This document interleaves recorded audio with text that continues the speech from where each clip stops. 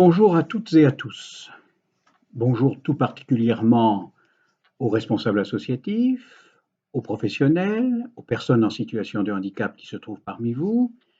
Bonjour également aux responsables, aux représentants de l'État, aux représentants des collectivités territoriales.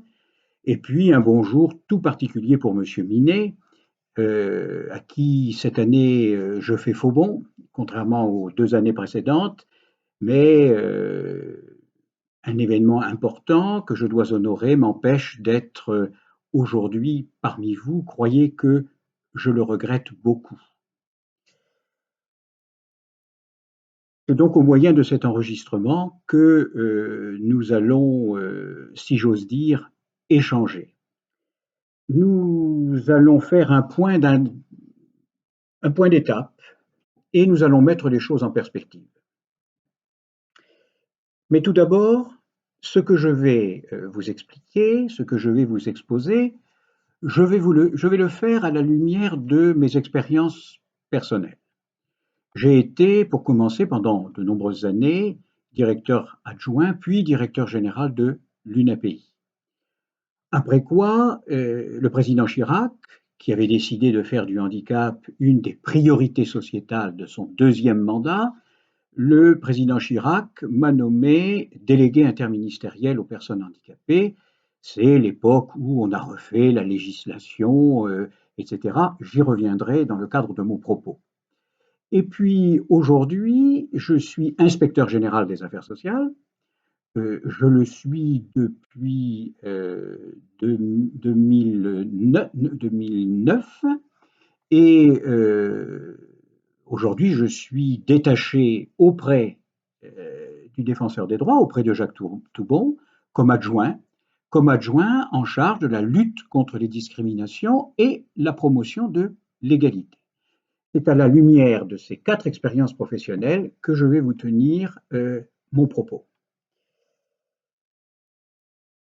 Tout d'abord, ce que je voudrais dire, c'est que l'histoire du handicap, l'histoire de la politique du handicap dans notre pays, a connu plusieurs étapes. Tout débute au début du XXe siècle pour l'essentiel. Certes, auparavant, il y a eu des personnalités qui ont fait progresser les choses, l'abbé de l'Épée, etc., etc.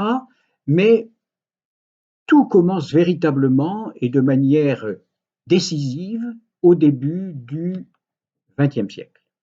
Ce sont les victimes de la révolution industrielle capitaliste, ce sont les victimes de la Première Guerre mondiale qui demandent réparation des préjudices physiques, physiologiques qu'ils ont subis, qu'ils subissent. Première étape, la réparation. Deuxième étape, c'est la réadaptation. Pour concevoir et demander cette réponse particulière, qui trouve-t-on? Les malades de la polio, les malades de la tuberculose, les parents d'enfants handicapés intellectuels. Ils demandent une politique de réadaptation. Ça, c'est la deuxième étape. La troisième étape, c'est une politique d'intégration. On la conçoit et on la met en œuvre au cours des années 80. Et puis, très vite, on passe de l'intégration à la compensation. On considère qu'il faut compenser les handicaps pour que la personne qui connaît ces déficiences puisse rejoindre la société de tout le monde. Et puis aujourd'hui, c'est la politique d'inclusion.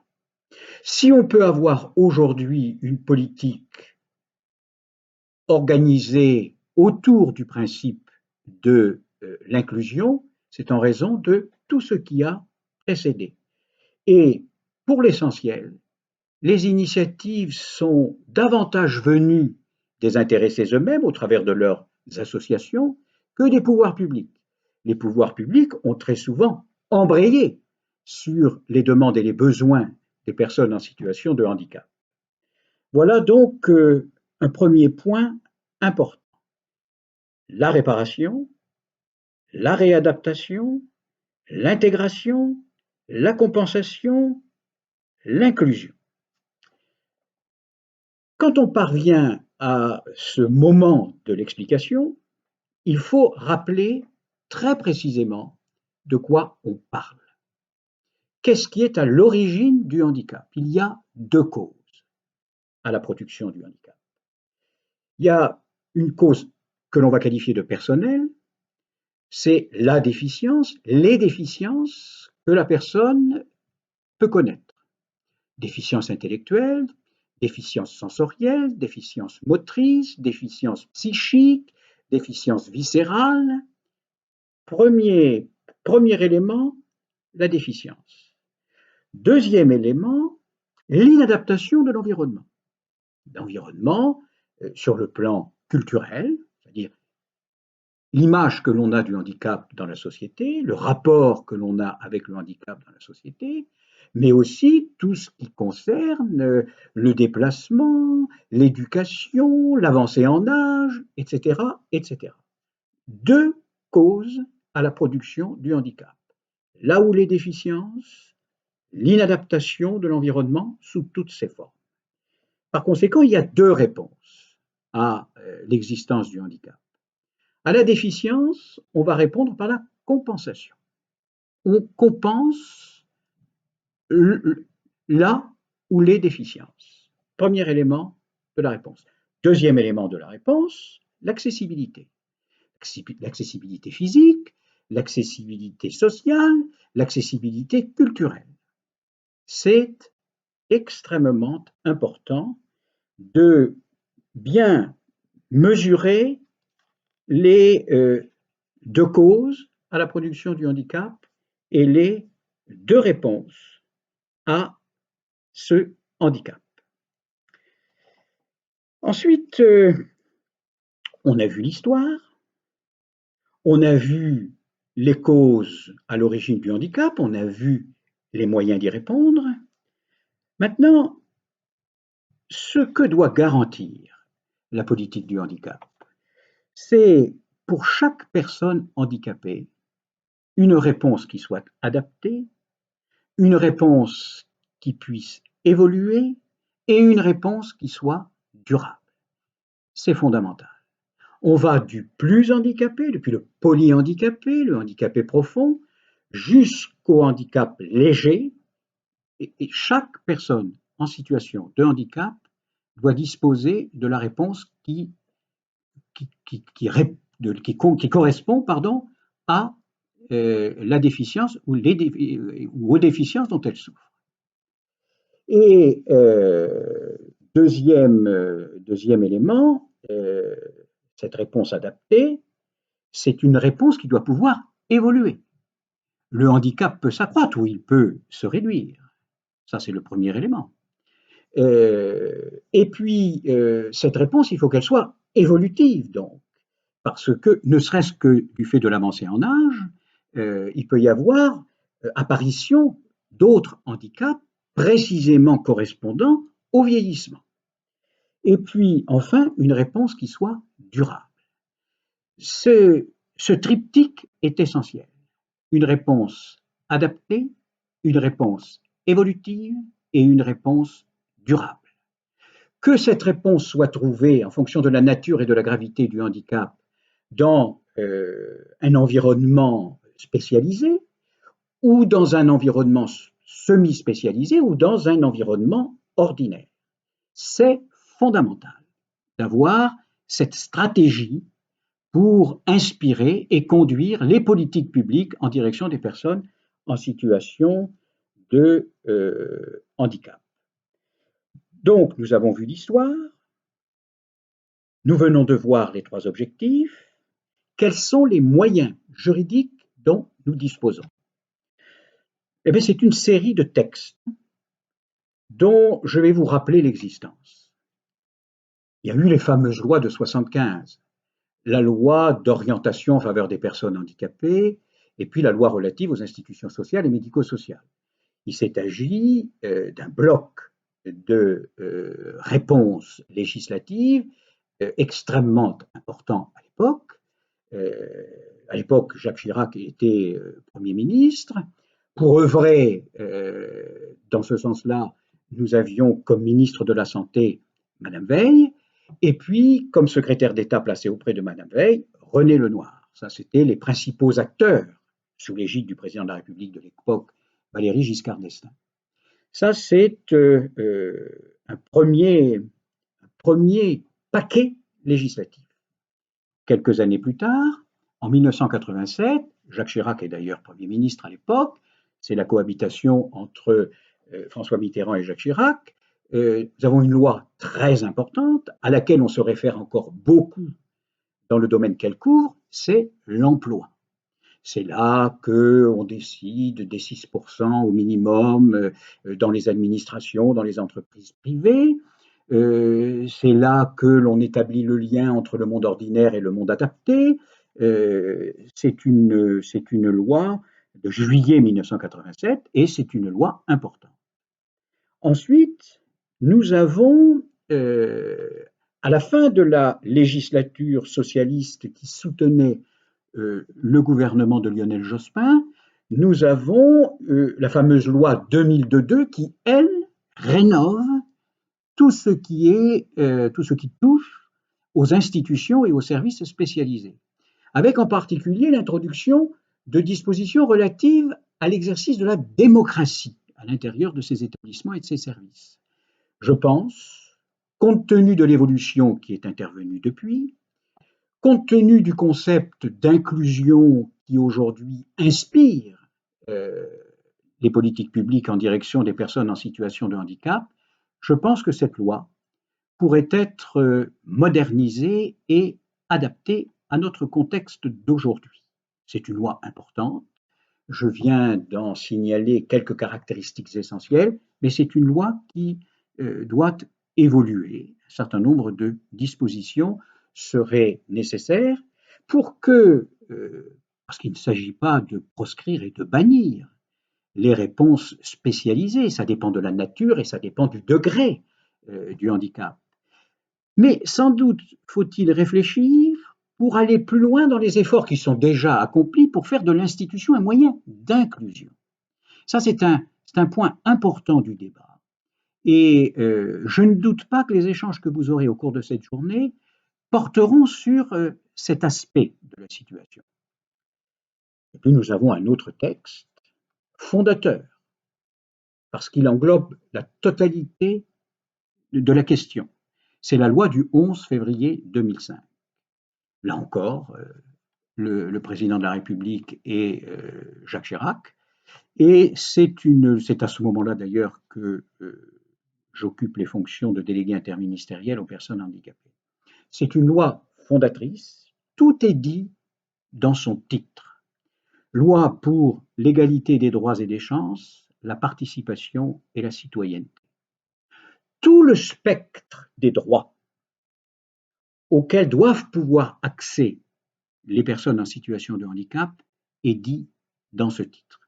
Égalité des droits, égalité des chances. Là, on va retrouver pour l'égalité des chances le concept de compensation. Égalité des droits, égalité des chances, participation, c'est-à-dire la présence effective de la personne en situation de handicap dans la cité, qu'il s'agisse du monde ordinaire, qu'il s'agisse des dispositions adaptées, qu'il s'agisse des structures spécialisées. Tout ça doit être intégré dans notre société, dans sa globalité. Égalité des droits et des chances, participation, citoyenneté, c'est-à-dire que la loi reconnaît à la personne en situation de handicap sa pleine citoyenneté.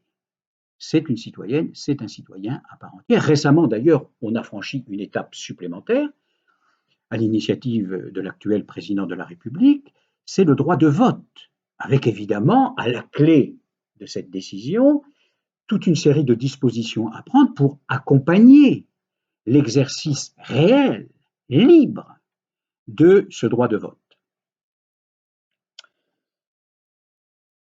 Autre texte important, très important, C'est un texte qui a été négocié alors que, d'ailleurs, j'étais délégué interministériel aux personnes handicapées.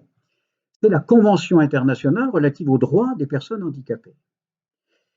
La France a été partie prenante à la négociation de cette convention.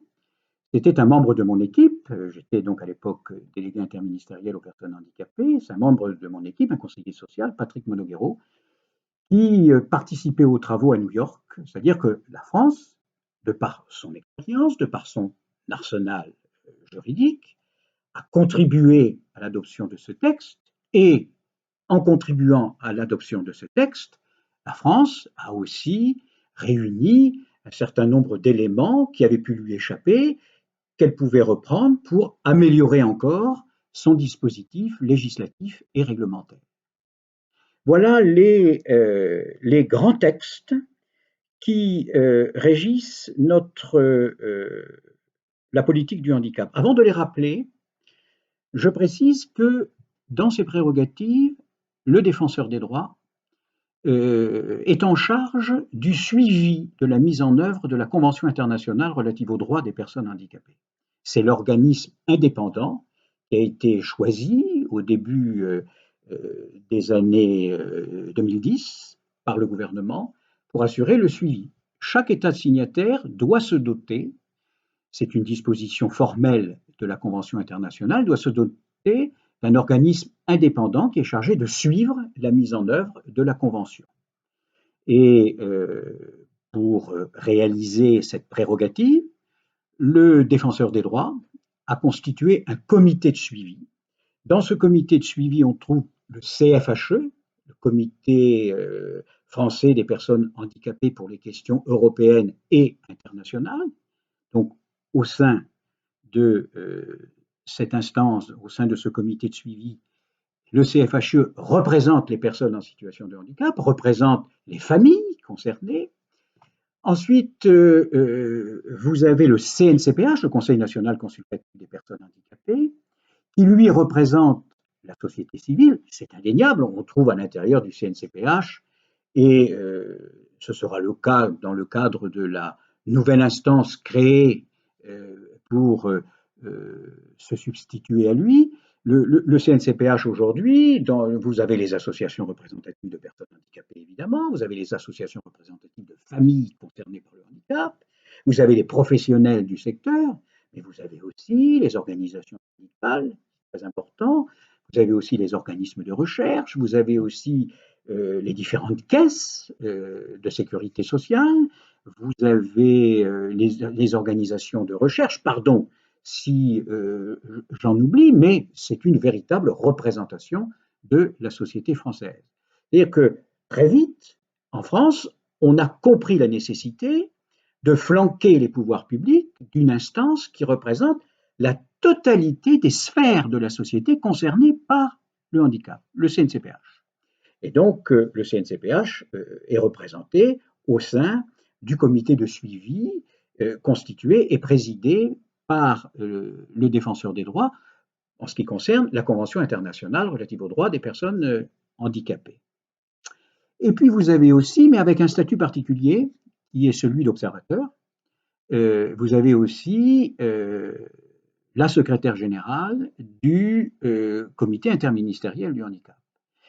C'est une structure très importante, le comité interministériel du handicap. Cette structure a succédé à la délégation interministérielle aux personnes handicapées, dont j'étais le responsable. Et je suis de ceux qui ont proposé que l'on mette enfin en place ce comité interministériel du handicap, qui d'ailleurs était prévu dans le cadre de la loi de juillet, les fameuses lois de juillet 87. C'est vous dire si on avait tardé, pardon, de juillet 87, de juin 75, on l'a mis en place. C'est important qu'il y ait un réseau de hauts fonctionnaires dans tous les ministères pour suivre la question du handicap, pour traiter de la place des personnes en situation de handicap dans les politiques qui sont conçues et conduites par les différents ministères. Aujourd'hui, à la tête de ce comité interministériel du handicap. Nous avons Céline Poulet, qui a pris ses fonctions il y a maintenant quelques mois, qui se trouve auprès de la secrétaire d'État, Sophie Cluzel, et qui est une instance placée auprès du Premier ministre parce que transversale à l'ensemble des ministères. Cette mobilisation de tout un réseau de hauts fonctionnaires autour de la question du handicap, c'est très important. C'est un dispositif auquel nous avions pensé et que nous sollicitions quand nous avons mis en place, dans le cadre de la loi du 11 février 2005, quand nous avons mis en place la convention annuelle, la Convention nationale du handicap, la CNH, la CNH, pardon. À l'origine, il s'agissait de faire un point sur la mise en œuvre de la loi. Dans les faits, je ne vais pas dire que c'est devenu une grand-messe, ça y ressemble quand même un peu, où il y a toute une série d'interventions des ministères concernés par la politique du handicap. Jusque-là, le plus souvent, c'était donc le comité interministériel du handicap qui, en collaboration étroite avec le secrétariat d'État aux personnes handicapées, préparait cette convention. C'est important de faire le point régulièrement. Et même si ce n'est pas tout à fait dans l'esprit et la lettre de ce que nous avions conçu quand on a adopté la loi de 2005, c'est un rendez-vous important. Alors c'est un rendez-vous qui devrait intervenir bientôt dans le cadre du quinquennat en cours. Elle a été reportée à diverses reprises, sans doute parce qu'il y a eu toute une série d'initiatives qui ont été prises, législatives, réglementaires, et que peut-être il a fallu attendre que les principaux éléments de cet arsenal rénové ou nouveau soient pris et aient été expérimentés pour en faire le bilan et mettre les choses en perspective. Mais c'est très important qu'à un moment donné, l'État, les collectivités, qu'il ne faut pas oublier, pas quand même oublier que tout ce qui est prestation de compensation du handicap, c'est-à-dire ouverture des droits, reconnaissance de l'existence du handicap, évaluation de ce handicap, détermination de ce que ce handicap rend indispensable pour pouvoir vivre avec et parmi les autres, c'est au niveau du département que ça se fait. Ça se fait au niveau des maisons départementales des personnes handicapées qui disposent comme soutien ministériel, comme la, la, la Caisse nationale de solidarité pour l'autonomie, pardon, la CNSA. La CNSA est une sorte de tête de réseau qui d'ailleurs vient en aide notamment au MDPH des départements qui sont moins pourvus en moyens que d'autres. Moi, j'ai posé la première pierre d'un nombre non négligeable de MDPH quand j'étais délégué interministériel et j'ai demandé, quelques années plus tard, à revoir ces MDPH pour savoir ce qu'elles étaient devenues, comment elles fonctionnaient, ce qui allait bien, ce qui allait moins bien, si leurs moyens étaient suffisants, si les documents qui permettent l'évaluation du handicap, qui permettent l'octroi des réponses à ces handicaps étaient des documents opportuns, valides, s'il y avait des évolutions à faire. C'est très important pour le défenseur des droits de faire cela, parce que, et ça je tiens à le signaler, chez le défenseur des droits, vous savez que le défenseur des droits, c'est la réunion du médiateur de la République, de la défenseur des enfants, de la Commission nationale de déontologie de la sécurité et de la haute autorité de lutte contre les discriminations et pour l'égalité, la fameuse HALD. Bien. Eh bien, chez le défenseur des droits, la première cause de saisine depuis 2 ans et l'année qui s'achève confirmera cette tendance en l'accroissant. La première cause de saisine du défenseur, la première cause de réclamation, c'est le handicap. C'est le handicap d'abord dans l'emploi, d'abord avant tout dans l'emploi, mais aussi à l'école, à la santé, etc., etc. Le handicap est une cause de discrimination importante encore aujourd'hui dans notre pays. Et d'ailleurs, j'évoquais tout à l'heure l'existence au sein du Défenseur des droits d'un comité de suivi de la mise en œuvre de la Convention internationale relative aux droits des personnes handicapées, mais sachez aussi que chez le Défenseur des droits, il y a un comité d'entente, il y a un certain nombre de comités d'entente chez le Défenseur des droits. Ce sont des comités qui réunissent des représentants de certaines catégories de population, au travers notamment d'associations. Il y a un comité d'entente LGBT, il y a un comité d'entente égalité femmes-hommes, il y a un comité d'entente origine, il y a un comité d'entente handicap. Et il y a une quinzaine de grandes associations représentatives des personnes en situation de handicap dans la diversité des déficiences qui constituent ce comité. Ce comité se réunit 2 fois par an. Il est l'occasion pour le défenseur des droits d'expliquer les postures qui sont les siennes. Par exemple, quand on a pris position relativement à la loi Elan sur le logement, devant le comité, on a expliqué pourquoi nous avions fait des observations très fortes, très critiques, puisque ce texte est peu conforme à la Convention internationale relative aux droits des personnes handicapées. Et ce comité d'entente, c'est aussi pour les associations de dire aux défenseurs des droits, euh, voilà ce que l'on attend de vous, voilà ce que l'on a compris de vos prises de position, est-ce que vous pourriez nous les expliciter, etc. C'est un comité d'entente important. Nous en avons créé un autre récemment. C'est un comité d'entente sur l'avancée en âge et la dépendance. Il y a un trou dans les politiques publiques relatives aux personnes handicapées, c'est la question du vieillissement. On m'a demandé au début de cette décennie de travailler sur l'avancée en âge des personnes en situation de handicap. J'ai rendu d'ailleurs un rapport en 2013 sur le sujet. Il y a peu de choses aujourd'hui sur cette question. Il est extrêmement important que dans la politique que l'on est en train de mettre en place progressivement en direction du grand âge et de la dépendance, il est extrêmement important que l'on n'oublie pas les personnes en situation de handicap. Pourquoi? Parce qu'elles ont au fil du temps gagné en espérance de vie. Mais évidemment, comme n'importe lequel ou n'importe laquelle d'entre nous, les personnes en situation de handicap avancent en âge. Ça se traduit souvent par un accroissement du handicap d'origine. J'y faisais allusion précédemment, mais j'y reviens parce que c'est important. Et de surcroît, il y a des handicaps supplémentaires qui surviennent du fait de l'avancée en âge elle-même. Je ne comprends pas pourquoi on en parle si peu, voire pourquoi on n'en parle quasiment pas.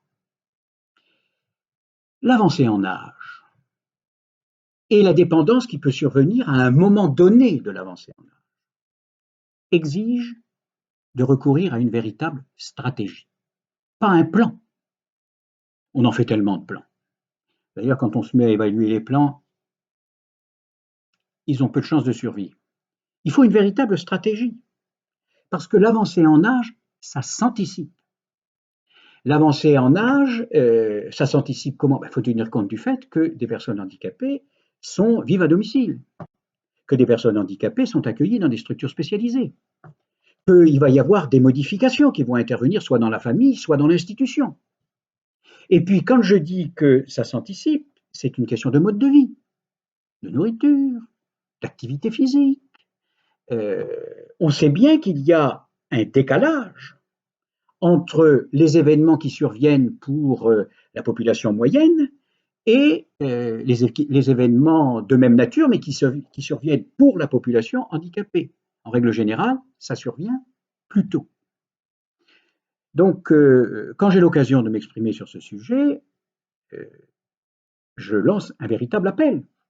Il ne faut pas oublier, dans les politiques publiques qui se préparent en matière de handicap, il ne faut pas oublier les personnes en situation de handicap. La question de leur vieillissement est fondamentale. Alors maintenant, je voudrais parler des acteurs de la politique du handicap, parce que ça me paraît être extrêmement important. D'abord, il y a les associations. L'essentiel de ce qui s'est fait au cours des décennies précédentes et depuis le début du XXe siècle, puisque j'ai parlé de l'histoire de la politique du handicap comme remontant au début du XXe siècle.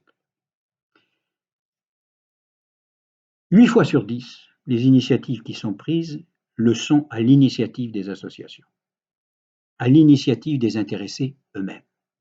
C'est eux qui exposent leurs besoins, c'est eux qui souvent conçoivent avec des spécialistes, qui conçoivent les réponses et qui les expérimentent. Alors, il est hors de question de ma part de négliger les réponses qui sont faites par les pouvoirs publics, l'écho que ces initiatives suscitent de la part des pouvoirs publics. Mais ça, c'est une donnée première. C'est une caractéristique de la politique du handicap dans notre pays. Donc, le rôle des associations de personnes en situation de handicap, le rôle des associations de parents d'enfants handicapés, le rôle des organisations professionnelles du secteur spécialisé, il ne faut pas les oublier non plus, ce sont des rôles essentiels. Premiers acteurs, les associations, les organisations professionnelles. Deuxième, là je n'ai pas dissocié les associations des professionnels, mais je ne les mets pas sur le même plan. Il y a un plan représentation, revendication, et puis il y a un plan mise en œuvre de la part des professionnels. Ensuite, il y a les collectivités territoriales, et en particulier, et presque exclusivement, les départements. Les départements, c'est la PCH, la prestation de compensation du handicap, c'est l'APA, également, l'allocation pour les personnes âgées. C'est-à-dire que, les départements, c'est la MDPH, la Maison départementale des personnes handicapées. J'y reviens parce que c'est important. Elles sont de plus en plus nombreuses à s'appeler Maison départementale de l'autonomie, MDA. D'ailleurs, la loi sur l'adaptation de la société française au vieillissement prévoit que les départements se dotent d'un conseil départemental consultatif de la citoyenneté et de l'autonomie. Je pense être juste dans l'appellation de cette structure. On voit bien, c'est très important pour l'avenir, on voit bien qu'il y a un effet systémique dans notre société. Les différentes mesures qui ont été prises, un effet systémique des situations de handicap, manque d'autonomie, de handicap, perte d'autonomie, on voit bien qu'il y a une évolution vers une rencontre sans confusion. D'ailleurs, il faut souhaiter que ce soit sans confusion, car on est en présence de réalités différentes, de réalités proches, mais de réalités différentes. Le handicap, manque d'autonomie, l'avancée en âge et la dépendance, perte d'autonomie. Mais on voit bien que mécaniquement, les deux problématiques ont tendance à se rejoindre. Il faut y faire extrêmement attention. Je pense qu'il ne faut pas avoir peur de mettre à plat la situation des MDPH. Quand on pense qu'elles perçoivent à peu près la même chose que ce qu'elles percevaient comme moyens financiers lorsqu'elles ont été créées, du moins c'est ce que l'on m'affirme, je me dis qu'il y a un réel problème. Par ailleurs, chez le défenseur, au travers des saisines qui nous parviennent, nous constatons des comportements bizarres. Mais vous en citez un, je n'épiloguerai pas, mais il est significatif. Le nombre de MDPH qui décident de faire passer une personne handicapée de 80% d'incapacité à 79%. Alors, je ne vais pas entrer dans les détails, mais on voit très bien que ça a des incidences extrêmement importantes sur le statut, les moyens de la personne en situation de handicap qui se retrouve victime, il n'y a pas d'autre mot, de ce type de comportement. Alors, les collectivités territoriales donc, exercent une fonction très importante, très très importante, et l'État. Le rôle de l'État dans notre République, aujourd'hui comme hier, et ce sera de même dans le futur, c'est de garantir l'égalité de traitement, l'accès aux droits et l'égalité de traitement sur l'ensemble du territoire national. Or, il faut contextualiser la situation. Vous savez, les gens qui saisissent le défenseur des droits, les gens qui lui adressent une réclamation, ce ne sont pas des gens qui sont satisfaits, heureux, enthousiastes. Ce sont des gens qui sont confrontés à des difficultés. Quand on fait l'analyse sociologique des réclamations qui nous parviennent, que constate-t-on? Alors, il s'agit de le faire avec mesure et responsabilité. Mais que constate-t-on? Premièrement, les inégalités territoriales. Il y a la France de Paris intramuros, il y a la France de la région parisienne, il y a la France des grandes villes, en distinguant le cœur de ces grandes villes et la périphérie de ces grandes villes. Il y a la France des villes moyennes, il y a la France rurale, il y a la France ultramarine. Il y a plusieurs France. Ça, c'est un premier point, les inégalités territoriales. Qu'est-ce qu'il en résulte si en plus on y ajoute les différences sociales des uns et des autres en fonction de l'endroit où ils vivent, de leur provenance, de plus en plus de leurs convictions, c'est l'isolement social. Inégalité territoriale, isolement social. Aujourd'hui, de plus en plus, on recourt au numérique. Mais il y a une fracture numérique. Il y a encore des zones importantes où on n'a pas accès au numérique. Et puis, il y a aussi la dématérialisation à marche forcée, notamment des procédures administratives, qu'il s'agisse de l'impôt, qu'il s'agisse des papiers d'identité, etc., etc., etc. La dématérialisation à marche forcée. Tout le monde ne sait pas utiliser les matériels correspondants, et puis de toute façon, il est indispensable que les citoyennes et les citoyens de ce pays, jeunes, moins jeunes, âgés, il est indispensable qu'ils puissent avoir des interlocuteurs, à qui ils puissent poser des questions quand on leur demande de faire ceci ou de faire cela, qui puissent réclamer. C'est un droit fondamental du citoyen.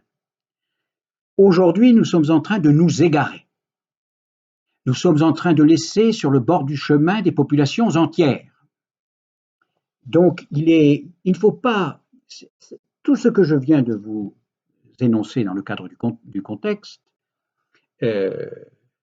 font qu'on ne s'étonne pas de la crise et des difficultés que l'on est en train de traverser. Je n'incrimine pas telle instance, tel pouvoir, etc. Soyons justes. C'est le fruit d'une évolution progressive, pas forcément convenablement anticipée et maîtrisée. D'ailleurs, ça me conduit à dire que le handicap, vous savez, j'ai été secrétaire général d'Inclusion Europe pendant 8 ans. Au fond, il y a 2 Europes. Il y a une Europe qui est plutôt d'héritage catholique et solidariste, et puis il y a une Europe qui est plutôt d'héritage protestant. Chez les premiers, chez les catholiques, chez les solidaristes, l'idée, c'est que dans une société, il y a des gens qui ont, il y a des gens qui peuvent, et puis il y en a d'autres qui ont moins, qui peuvent moins, voire qui n'ont pas grand-chose et ne peuvent pas grand-chose. L'idée dans ces sociétés-là, c'est que hier au titre de la charité, aujourd'hui au titre de la solidarité, il y a un devoir de celles et de ceux qui réussissent envers celles et ceux qui ont du mal à réussir pour telle ou telle raison. Ce qui fait d'ailleurs que dans ces sociétés-là, notamment dans la nôtre, on a beaucoup conçu et réalisé des réponses spécifiques. Dans les pays qui sont plutôt d'héritage protestant, l'idée c'est que chaque individu, quel qu'il soit, âgé, jeune, handicapé, valide, étranger, sédentaire, chaque individu est doté de capacités et d'aspirations. Le rôle de la société, c'est de permettre à ces individus-là de vivre pleinement au sein de la société. Et là, on fait surtout de l'accessibilité. Ces deux composantes de l'Europe, qui sont très complémentaires d'ailleurs, hein, je ne suis pas en train de dire qu'il y en a une partie qui est meilleure que l'autre, c'est très complémentaire, et puis on hérite d'une histoire qui nous appartient d'assumer, on l'oublie souvent. En tout cas, on est là précisément dans les organisations européennes et internationales. Le rôle de la Commission de Bruxelles, le Parlement, l'ONU, etc., etc., les organisations associatives, représentatives, qui, pour la plupart d'entre elles, quand elles sont nationales, en l'occurrence françaises, elles appartiennent à des réseaux internationaux. Bon, je le disais tout à l'heure, j'ai été secrétaire général d'Inclusion Europe, c'était d'ailleurs passionnant. Qui plus est, j'avais un bureau à Bruxelles. Bruxelles est une ville tellement accueillante et sympathique. Les Belges sont tellement accueillants et sympathiques, ça c'est un clin d'œil, mais que je ne résiste pas à la tentation de faire. Donc, voilà ce que je voulais développer sur les acteurs de la politique du handicap, hein, les associations, les professionnels, les collectivités territoriales, l'État, les organisations européennes et internationales. Je reviens sur le défenseur des droits. J'ai dit que le handicap était la première cause de saisine, en précisant que c'est d'abord dans l'emploi. Je pense que pour l'année 2019, vraisemblablement, on va atteindre le tiers des réclamations pratiquement, qui seront des réclamations émanant de personnes en situation de handicap. J'ai aussi dit que c'était d'abord dans l'emploi, l'accès à l'emploi, le maintien dans l'emploi, l'évolution de carrière, l'aménagement des postes de travail, parce qu'il a fallu opérer des aménagements quand on a recruté la personne, mais au fil du temps, son handicap, j'y faisais référence tout à l'heure, peut s'accroître, le handicap d'autres handicaps peuvent survenir et par conséquent, il est très important d'adapter les postes, les postes de travail. Ce que je voulais ajouter enfin en ce qui concerne le défenseur des droits, ce sont nos délégués. Nous avons des délégués sur le terrain, il y en a plusieurs par département. Ce sont des bénévoles. Ce sont souvent des retraités. Ce sont souvent des retraités de métiers juridiques. Notaires, huissiers, avocats, etc. Et parmi ces délégués, vous en avez une centaine qui sont des référents handicap. Ils sont généralistes, mais en plus, ils ont reçu une spécialisation sur le handicap. N'hésitez pas à recourir à eux quand vous êtes confronté à des difficultés. Maintenant, ce que je voudrais dire en conclusion de mon propos. La personne en situation de handicap, c'est clair, c'est un sujet de droit. C'est un acteur responsable. C'est un citoyen ou une citoyenne. Ça, c'est la première des choses. Ensuite, je tiens à insister sur l'utilité pour l'ensemble de la société de la politique du handicap. Quand on aménage une méthode pédagogique pour des enfants ayant des difficultés de compréhension, d'apprentissage, liées à un handicap léger, intellectuel, etc. En règle générale, ça profite à la population infantile, bien au-delà des seuls enfants handicapés intellectuels. Quand on dote un car d'une plateforme inclinée, on constate que la majorité des utilisateurs de cette plateforme, ce ne sont pas des personnes en situation de handicap. Il y en a évidemment, mais vous avez des personnes âgées, vous avez des personnes momentanément accidentées, vous avez des gens qui tirent ou qui poussent une poussette, un caddie, etc., etc. Ce que je veux dire par là, c'est que, certes, la politique du handicap, c'est un acte de solidarité. Certes, c'est un acte de promotion de la personne handicapée. Mais la politique du handicap, ça n'est pas avant tout une charge pour la société. Ce sont des moyens pour vivre mieux pour l'ensemble de la cité. C'est ça qu'il faut faire comprendre. Je disais tout à l'heure qu'il y a plusieurs causes à la production du handicap. Je disais que l'environnement culturel, l'environnement physique, l'environnement social est à l'origine du handicap ou accroît les conséquences du handicap. Quand on rend la cité accessible, on crée de la liberté pour celles et ceux qui en manquent du fait de leur handicap. Quand on compense les déficiences qu'une personne peut connaître et qui sont à l'origine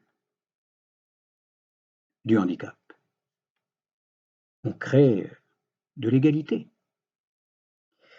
Et puis, quand on mobilise la société, je viens d'y faire référence, mais je le répète, quand on mobilise la société autour de la question du handicap,